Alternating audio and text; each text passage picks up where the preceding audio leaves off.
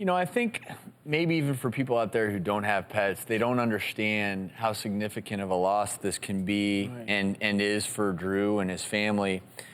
So how do you deal, particularly in this situation, Drew's kids are now grown up. Right.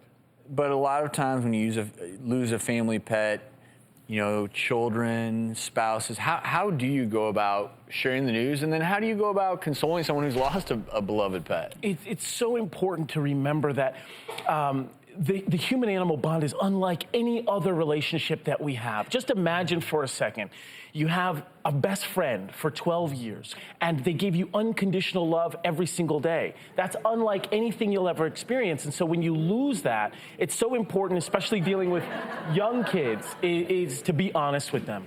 Don't say they went away, don't say they went on a trip, is be honest with them. And when you're consoling somebody that has experienced pet loss, it's so important just to hear these words. I understand what you're going through.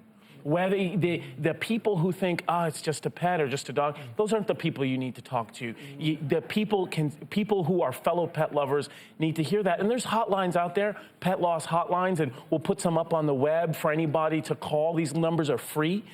Just give them a call and create a community of fellow pet lovers that say, I understand what you're going through. And honestly, Dr. Ordon, I do understand what you're going through. Well, thank you. You're a good man. And I think, there was some talk going back and forth.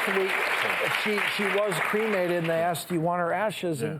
And I thought about it. Yes, let's do a little ceremony for her. Sure.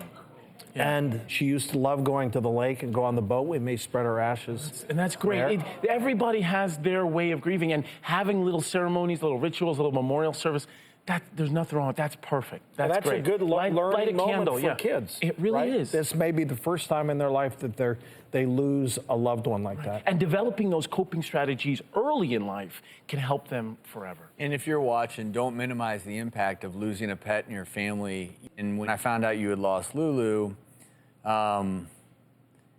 I knew how much it hurt you, and I want everyone out there to understand that don't take pride in being tough. When you lose a pet, it's a very personal thing, and I appreciate you for being so open about it. And thank you two for reaching out to me and being there for me.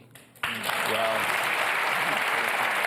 just like you're a part of our family, Lulu will always be as well. This is to you, Lulu.